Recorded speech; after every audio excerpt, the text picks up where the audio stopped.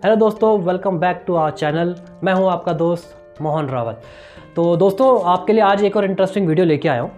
अगर आप insurance company लेने का सोच रहे हैं तो वेट, ये वीडियो आपके लिए ही है, क्योंकि इसमें मैं आपको बताऊंगा 5 ऐसी बेस्ट हेल्थ इंश्योरेंस प्लान या बेस्ट इंश्योरेंस कंपनी जो इस टाइम पे बहुत अच्छा काम कर रही है।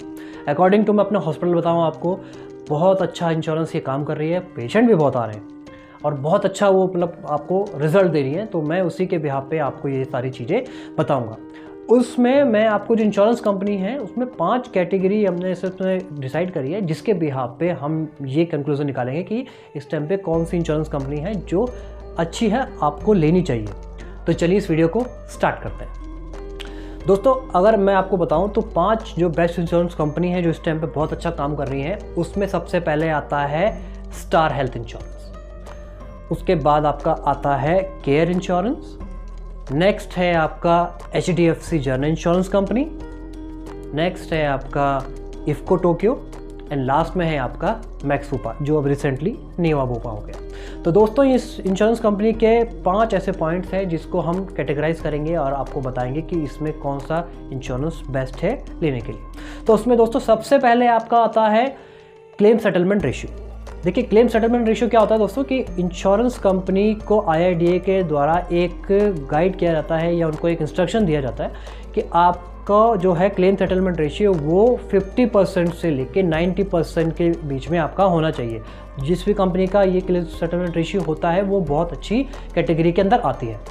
तो इसमें देखिए, नंबर 1 पे अभी चल रहा है आपका IFFCO Tokyo general insurance company, जिनका क्लेम सेटलमेंट रेशियो है दोस्तों 96.43%। इसमें नंबर 2 पे आपका चल रहा है केयर इंश्योरेंस। केयर का है 95.47%। ठीक है दोस्तों। इसके बाद नंबर 3 पे आपका आता है मैक्स बुपा, जो कि नीवा बुपा है। इसका है आपका दोस्तों 89.46%। नंबर 4 पे आपका आता है HDFC जनरल इंश्योरेंस कंपनी, जिसका है 86.52%। और लास्ट में आपका आता है स्टार हेल्थ इंश्योरेंस, जिसका है 78.62%। तो ये इंश्योरेंस कंपनी इस टाइम पे बहुत अच्छा काम कर रही है। तो दोस्तों, दूसरा कैटेगरी आता है आपका नेटवर्क हॉस्पिटल। देखिए, नेटवर्क हॉस्पिटल क्या होता है दोस्तों कि किस इंश्योरेंस कंपनी का कितने हॉस्पिटल में नेटवर्क है, यानी कितने हॉस्पिटल में अपनी वो सर्विस प्रोवाइड कर रहा है जहां पे जाके आप ट्रीटमेंट ले सकते हैं। तो जितना ज़्यादा उसका नेटवर्क हॉस्पिटल होगा उतना ज़्यादा कस्टमर को बेनिफिट होगा, उतना ज़्यादा वो वहाँ पे जाके ट्रीटमेंट करा सकते हैं। ऑप्शंस मतलब उनको बहुत सारे मिल जाते हैं।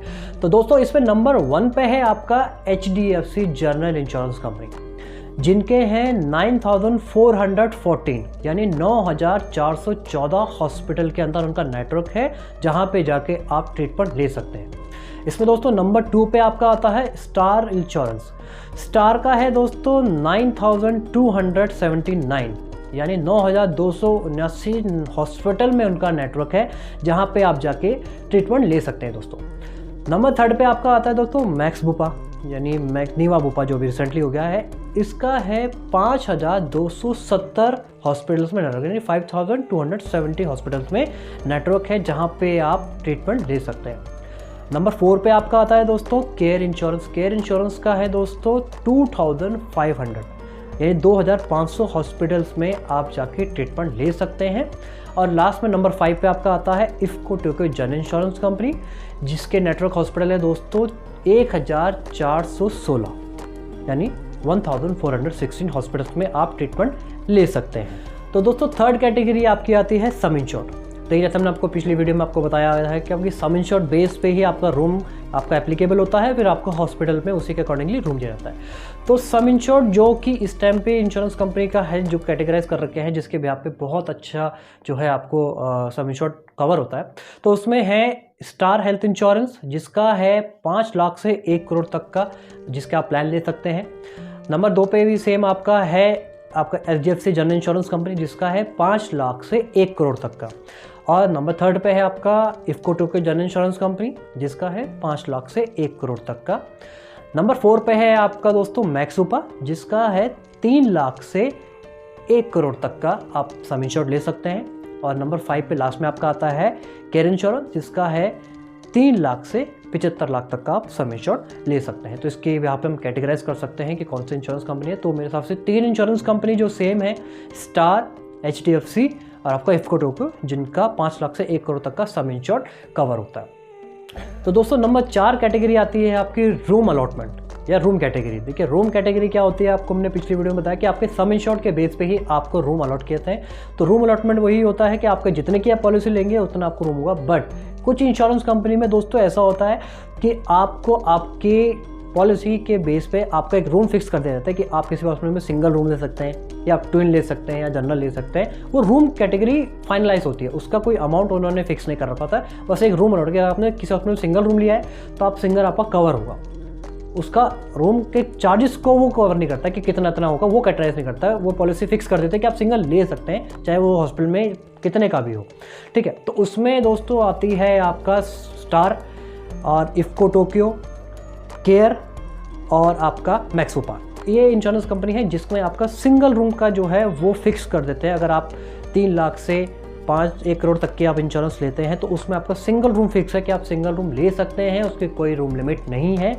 सिर्फ आपका एक केयर इंश्योरेंस है जिसमें दोस्तों आपका 1% of the sum insured categorize होता है। अगर आप 3 से 4 लाख तक की कोई पॉलिसी लेते हैं तो उसमें 1% आपका रूम कवर करेगा एंड 2% आपका ICU कवर करेगा। तो दोस्तों नंबर 5वां पॉइंट आता है प्री हॉस्पिटलाइजेशन कवरेज। देखिए प्री हॉस्पिटलाइजेशन कवरेज क्या होता है कि अगर आप हॉस्पिटल में एडमिट होने से पहले आपका उस डिजीज से रिलेटेड कोई ट्रीटमेंट चल रहा है तो वो कितने दिन पहले कौन सी इंश्योरेंस कंपनी डेज कवर करती है ताकि आप उसको रियम्बर्स करा सकें, तो उसके बिहाफ हम कैटेगराइज करते हैं दोस्तों। तो इसमें आपका नंबर 1 पे आता है स्टार इंश्योरेंस।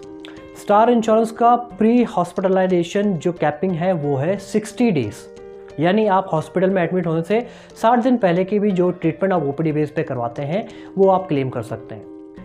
बाकी चारों इंश्योरेंस कंपनी का प्री हॉस्पिटलाइजेशन डेज फिक्स है दोस्तों 30 डेज, यानी आप हॉस्पिटल में एडमिट होने से 30 डेज प्रायर के जो भी ट्रीटमेंट होंगे वो आप 30 डेज के अंदर और 30 डेज वाले जो है बिल्स आप रियम्बर्स पे कर सकते हैं। तो दोस्तों नंबर 5 और नंबर आखिरी जो पॉइंट है वो है पोस्ट हॉस्पिटलाइजेशन। सेम वैसी है जैसे प्री हॉस्पिटल आप एडमिट होने से पहले के आप क्लेम, वैसे ही अब हॉस्पिटल से डिस्चार्ज होने के बाद के जो पोस्ट हॉस्पिटलाइजेशन क्लेम्स होते हैं वो कितने दिन के कवरेज होते हैं उसके भी पे हम कैटेगराइज करेंगे। तो दोस्तों इसमें भी नंबर 1 पे है आपका स्टार इंश्योरेंस, जिसका पोस्ट हॉस्पिटलाइजेशन जो कवरेज है वो है आपका 90 डेज, यानी कि आप डिस्चार्ज होने के अप टू 90 डेज के जितने भी आपके बिल्स होंगे, आपका मेडिकल बिल्स है, डॉक्टर प्रिस्क्रिप्शन या डॉक्टर कंसल्टेशन के जो बिल्स हैं वो आप अप टू 90 डेज तक के आप रियम्बर्स करवा सकते हैं। बाकी चारों इंश्योरेंस कंपनी के यानी ये केयर हो गया आपका, इफको टोक्यो, HDFC और मैक्सोपार, इसमें आप अप टू 60 डेज तक ही अपने पोस्ट हॉस्पिटलाइजेशन के बिल्स रियम्बर्स करवा सकते हैं।